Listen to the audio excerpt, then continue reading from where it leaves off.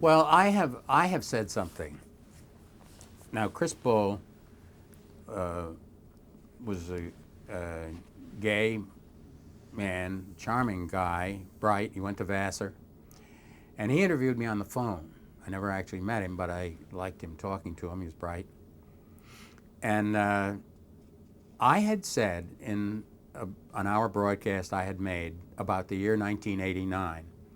I had said in it that there was some evidence that Americans were not happy about having to pay the medical bills for the ills of other Americans that were self-induced.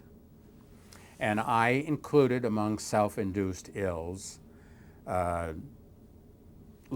lung cancer from cigarette smoking and 5 or 6 other things that I thought brought on illnesses that had to be paid for that could have been avoided had the people behaved in another manner. And I included in that AIDS. I suggested that this was an avoidable disease if men did not engage in homosexual sex. Well, the homosexual community was furious because, and I guess I would not have written it the way I did had I known.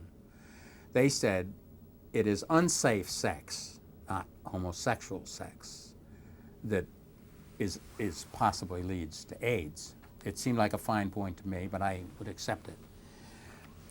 And I had no, at that age in my life, I had no edge whatever. I had long ago grown up about my feelings about homosexuals. I had known one of the early out of the closet people real well. He was with Yank in London, a man named Merle Miller, who came out of the closet in the Times Magazine piece in the late 60s. It was a seminal piece, and it was, pardon the expression. And he was a great friend of mine, and I greatly admired the piece. So I was long ago got over my childish feelings about homosexuals that I had when I was a teenager.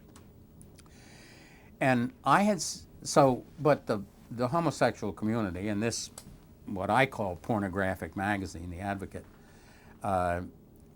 did a piece about me, a very negative, accusatory piece, and in the interview, he was trying to get me on something. He asked me about my opinions about race. And I had said in a column I wrote, and I guess I shouldn't have said this, and I to this day, I'm soft on the idea. I had said that one of the things that makes it difficult in America is the least educated among us are having the most children.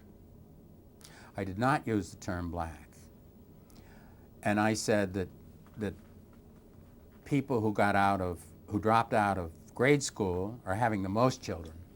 People who drop out before they graduate from high school are having the next most. People who graduate from high school, and college educated people are having the fewest children of all.